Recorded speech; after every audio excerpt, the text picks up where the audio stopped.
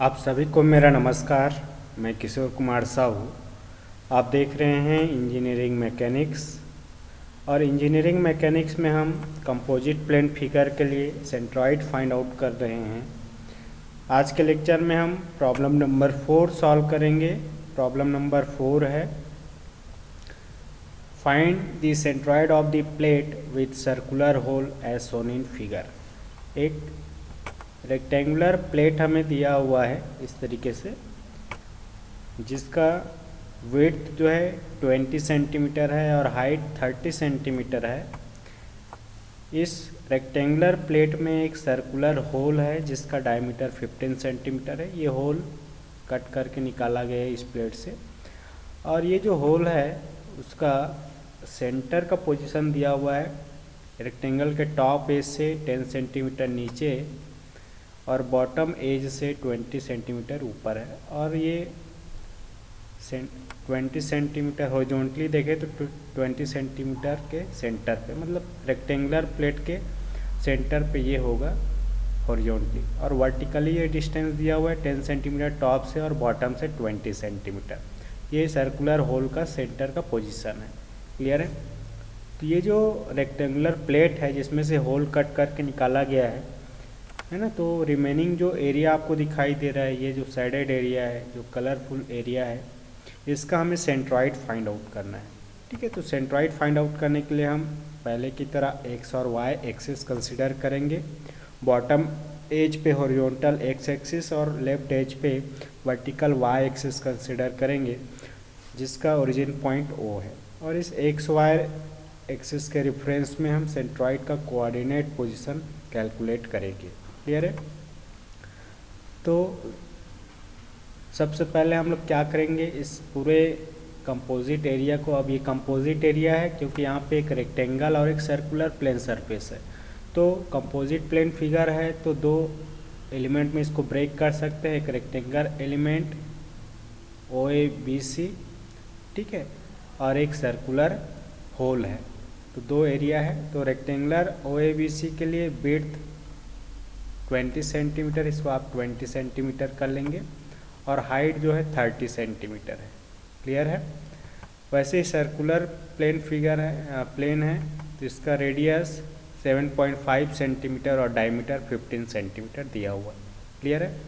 तो दो एलिमेंट में हमने ब्रेक कर दिया है। तो इस तरीके से एक टेबल आप बना लीजिए, फिगर, एरिया, एक्स कोऑर्डिनेट और वाई कोऑर्डिनेट के लिए। ठीक है, तो सबसे पहले हम देखेंगे इसमें जो एरिया है ओ ए बी सी,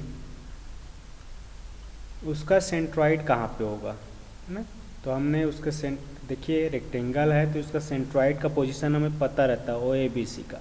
b/2 और h/2 पे ये इसका सेंट्रॉइड होता है, जिससे हमने एक्स और वाई एक्सिस ड्रॉ किया है। तो x1 क्या है, रेक्टेंगल ओ ए बी सी के सेंट्रॉइड C1 का पोजीशन है वाई एक्सिस से, और y1 क्या है, उस सेंट्रॉइड C1 का डिस्टेंस है x एक्सिस से। तो x और y1 हमें कैलकुलेट करना है। तो ये टेबल से आप देखिए रेक्टेंगल ओ ए बी सी का एरिया क्या हो जाएगा, A1 b/h होगा, b 20 सेंटीमीटर और हाइट 30 सेंटीमीटर है, तो ये 600 सेंटीमीटर स्क्वायर हमें मिलेगा। x1 की बात करें तो रेक्टेंगल का लेफ्ट एज हमने जो y एक्सिस लिया है वहीं पे है, तो x1 का वैल्यू रेक्टेंगल के सेंट्रॉइड पे ही होगा, मतलब जितना उसका सेंट्रॉइड था b/2 उतना ही x1 का वैल्यू भी होगा। तो ये x1 का वैल्यू b/2 और b का वैल्यू 20 है, तो ये x1 का वैल्यू हमें मिल जाएगा 10 सेंटीमीटर। y1 की बात करें तो x से रेक्टेंगल ओ ए बी सी के सेंट्रॉइड C1 का डिस्टेंस है। अब रेक्टेंगल का बेस x एक्सिस पे ही है, इसलिए उसका सेंट्रॉइड h/2 इतना ही y1 के बराबर होगा। तो y1 = h/2 होगा और ये 30/2 हो जाएगा, और ये फाइनली y1 हमें 15 सेंटीमीटर मिलेगा। क्लियर है? ये x1 और y1 कैसे कैलकुलेट कर रहे हैं ये आपको क्लियर होना चाहिए, क्योंकि अगर आपने x और y की वैल्यू कैलकुलेट कर लिया है इंडिविजुअल प्लेन के सेंट्रॉइड का पोजीशन हमने जो x और y एक्सिस कंसीडर किया है वहाँ से, ठीक है, तो इजीली आप इस प्रॉब्लम को सॉल्व कर सकते हैं। देखते हैं सर्कुलर प्लेट के लिए सेंट्रॉइड कहाँ पे होगा, तो उसके सेंटर पे ही उसका सेंट्रॉइड होता है। हमने पहले डिस्कस किया होता, कोई भी सर्कुलर प्लेट है तो उसका सेंटर पे ही उसका सेंट्रॉइड होता है। तो सेंटर का पोजीशन पता है, वहाँ से हमने x2 और y2 ये एक्सिस ड्रॉ कर लिया जो कि सेंट्रॉइडल एक्सिस है सर्कुलर प्लेट के लिए। तो सर्कुलर प्लेट का सेंट्रॉइड C2 मान लेते हैं और C2 का पोजीशन x और y एक्सिस से क्या होगा, तो y एक्सिस से x2 है और x एक्सिस से y2। ये x2 और y2 की वैल्यू हमें फाइंड आउट करनी है। तो सर्कुलर प्लेट के लिए एरिया A2 पाई r स्क्वायर के बराबर होगा। r 7.5 सेंटीमीटर है, इसको हम रख के सॉल्व करेंगे तो A2 मिलेगा 176.71 सेंटीमीटर स्क्वायर। और x2 क्या हो जाएगा, देखिए उसका सेंटर का पोजीशन है x और y एक्सिस से, तो x से ये और y से हमें डिस्टेंस पता है, तो y से ये x2 का वैल्यू मिल जाएगा 10 सेंटीमीटर पे होगा और x से y2 हमें मिल जाएगा 20 सेंटीमीटर। ये सीधा आपको फिगर से पता चल जाएगा, इसमें कैलकुलेशन करने की ज़रूरत नहीं है। उसके सेंटर का पोजीशन जो कि C2 भी है, तो ये x2 और y2 x और y एक्सिस से हमें मिलेगा। इस तरीके से हमने x और y की वैल्यू फाइंड आउट कर लिया है इंडिविजुअल एलिमेंट प्लेन फिगर के लिए, है ना। तो हमें पूरे कंपोजिट प्लेन फिगर का सेंट्रॉइड फाइंड आउट करना है। हमने अभी इंडिविजुअल प्लेन फिगर रेक्टेंगल और सर्कल का सेंट्रॉइड फाइंड आउट किया हुआ है, ठीक है, इस तरीके से। तो पूरे कंपोजिट प्लेन फिगर का सेंट्रॉइड निकालने के लिए हम मोमेंट मेथड यूज़ करेंगे। इससे हमें x क्या मिलेगा, a1 x1 minus a2 x2 अपान a1 माइनस a2। अब ये सर्कुलर एरिया या एरिया 2 हम क्या है, यहाँ पे निगेटिव एरिया है, कट करके बाहर निकाला गया है, तो इसको हम माइनस करेंगे। a1 x1 a2 x2 की वैल्यू यहाँ पे पुटअप करेंगे और इसको सॉल्व करेंगे तो xc की वैल्यू मिल जाएगा 10 सेंटीमीटर। xc क्या है, पूरे कंपोजिट प्लेन फिगर के सेंट्रॉइड का डिस्टेंस है y एक्सिस से। क्लियर है। वैसे ही yc की वैल्यू हम फाइंड आउट कर लेंगे a1 y1 minus a2 y2 अपान a1 माइनस a2।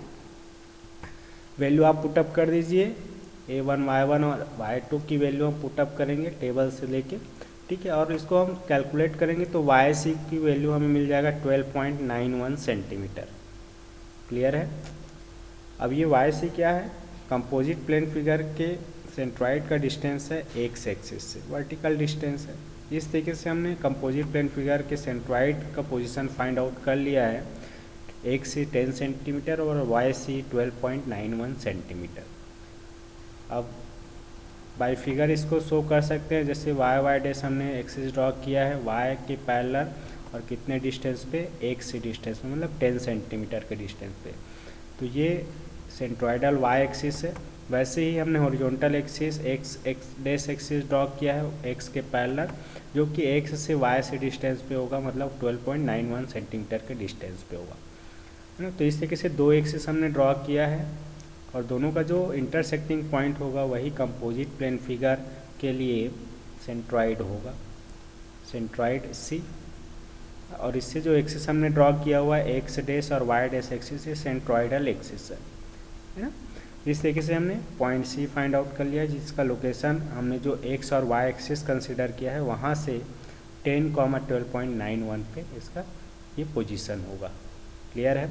इस तरीके से हम किसी भी तरीके का कंपोजिट प्लेन फिगर हो, चाहे निगेटिव एरिया वाला हो या विदाउट निगेटिव एरिया वाला हो, हम किसी भी I सेक्शन, L सेक्शन, है ना, चैनल सेक्शन या कोई भी प्लेन फिगर आता है तो इस तरीके से इस प्रोसीजर को फॉलो करके हम उसका सेंट्रॉइड फाइंड आउट कर सकते हैं। आई होप कि आपको सेंट्रॉइड का कैलकुलेशन समझ में आया होगा। प्योर प्लेन सरफेस है या कंपोजिट प्लेन सरफेस है, तो दोनों ही तरीके का हम सेंट्रॉइड फाइंड आउट कर सकते हैं। इस लेक्चर में इतना ही। Thank you for watching this video. Keep smiling.